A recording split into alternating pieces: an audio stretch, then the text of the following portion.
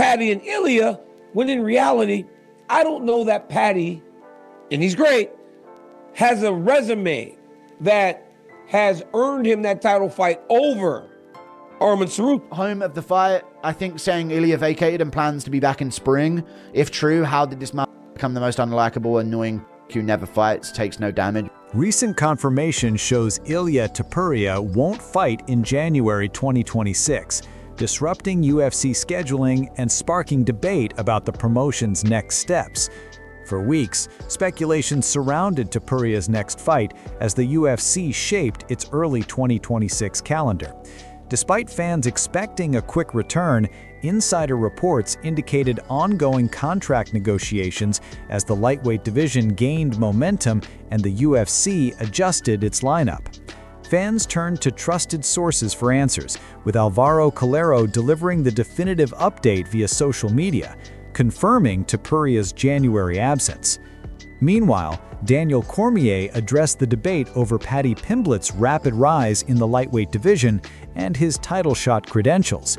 While fans envision a Pimblett-Topuria clash, Cormier argues that Arman Tsarukyan has already earned a spot through high-level victories. He stresses the distinction between marketability and legitimate credentials earned against elite competition.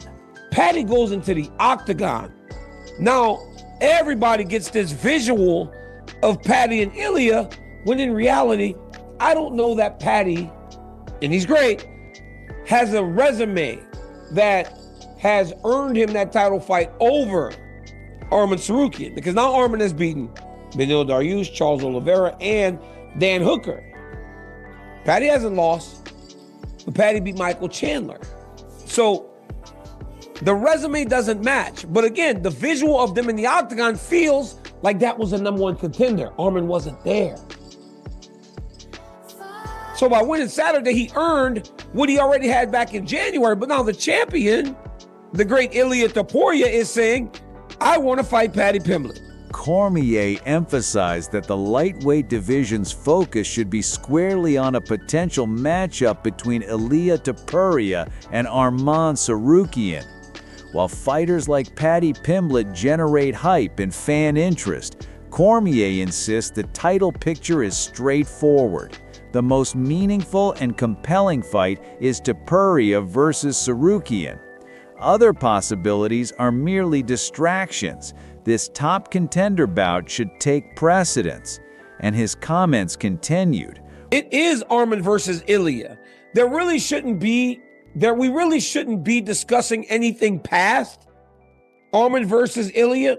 If we are, okay, Paddy Pimblett, that's fine, right? It's big hype. If it's going to be the first Paramount card, I get people would tune in because Paddy does garner a lot of attention. But in terms of a matchup, in terms of a fight, it's Ilia Topuria versus Arman Tsarukyan. And it's not even questionable. Building on this discussion, Luke Thomas shared his perspective on how the lightweight division should move forward. After Ilia Topuria's January absence, he envisions high-stakes fights like Tuporia versus Tsarukyan and other top-tier matchups. While recognizing realistic challenges, not all fighters will agree to certain bouts, especially non-title fights, which forces the UFC to make tough choices about which premier contests to prioritize. Ideally, I would love for the lightweight division to be booked like so. Ilia versus Arman, Paddy Gaethje, Max Charles, Hooker versus BSD. I love those ideas. Those are great fights. But there's a few problems with that. Firstly, I don't know if Justin wants a fight if it's not for the belt, agreed. And secondly, I assume the UFC wants to pull the trigger on the Ilia-Paddy fight before it's too late. Thomas then discussed potential interim title fights as a way to keep contenders active while waiting for marquee matchups. Some pairings may not seem perfect on paper, but they allow fighters to stay sharp and keep fans engaged. He highlighted that balancing competitive merit with commercial appeal is difficult, and sometimes the right fight isn't the easiest to make or the most headline-grabbing. What happens with Gaethje if he still wants to fight and he was just bluffing? Arman versus Justin doesn't make much sense. I would take Arman versus Justin. What do you think will end up happening? I think you're going to get a lot of guys sitting around, but honestly, Arman versus Justin is not necessarily what I want to see, but if it means that or them sitting around, I'll take that. For sure. I'll take that. I'll definitely take that. Arman versus Justin doesn't suck, especially if it's a number one contender fight. Now, again, I agree, Arman shouldn't have to. He should do it. And Patty should end up fighting, Gaethje or whoever the fuck. And again, Max and Charles are on their own. Thomas highlighted the unpredictable nature of MMA matchmaking. Even well-laid plans can change suddenly due to timing, fighter preferences, or promotional priorities. Flexibility is essential, and top contenders must adapt accordingly. Fans should anticipate some surprising matchups, but the ultimate objective remains consistent: keeping fighters active while creating the most competitive and significant lightweight fights. Versus Hooker? That doesn't make a lot of sense, does it? So I agree with you. I like Ilia, Arman, Patty, Gaethje, Max, Charles, Hooker, BSD. I think all of those, or you could even do Hooker, Moicano, but all of those are great. All of those are great. But I'm not in any way opposed to Arman Gaethje if that's what we have to take. Number one contender, run it up. I'll take it. Am I picking Gaethje to win? No. But that's not a bad fight. And it doesn't really make sense of how the things should go. But this is not a sport where things always go the way that they should. Guys say no to fights like they're independent contractors. They do have some ability to reject matchups, or especially when they're closer to the end, Furthermore, Arman Tsarukyan has become more outspoken about the growing anticipation for his potential fight with Ilia Topuria, with fans eagerly awaiting this top contender bout in the lightweight division.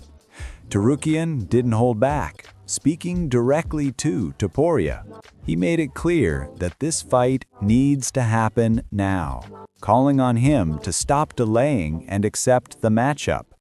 The entire MMA community is demanding it. Arman stated, I just want to say, Ilia, get your balls and take the fight. Let's make it happen. People is waiting for that fight. Don't try to make WWE fight. There is a contender, number one. Speculation suggests Tuporia may vacate his title and return in the spring. This rumor has ignited debate about his activity level, strategy, and timing.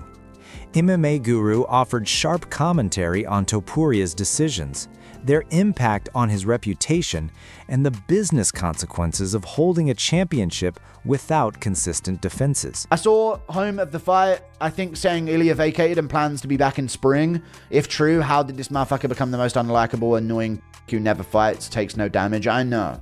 He's so good, could be goated with Alex's activity.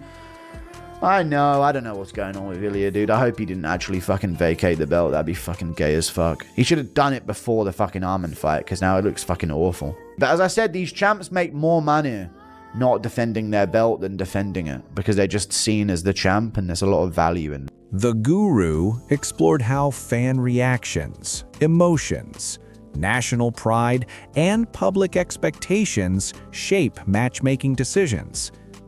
He noted that while some actions may seem evasive, the reality is more complex, involving strategic, personal, and promotional factors. This perspective reveals the Topuria-Tsarukyan situation has multiple dimensions beyond just the fight itself.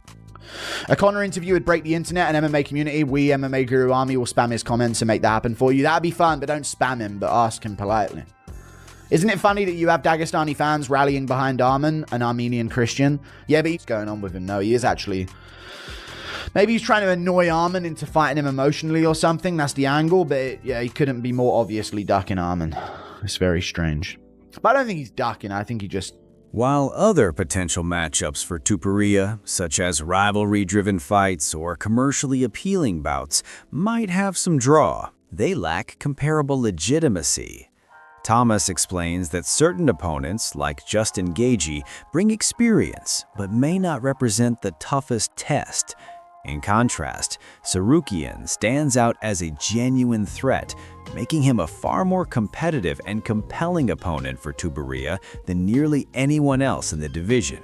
But otherwise, not necessarily the most meritocratic title shot, nor do I think that he would be the most competitive. Justin Gaethje kind of hanging around for one last opportunity. I certainly respect what he's done, and I take seriously what he can do, but also relative to Ilia at this point seems a bit outmatched. Arman does not.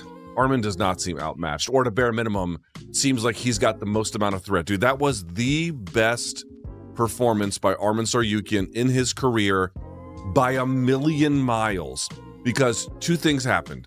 Not only did he show you what you already knew, he can wrestle, he can scramble, he comes in pretty good shape. Thomas then analyzes Tsarukyan's recent performance in detail, explaining why he deserves recognition.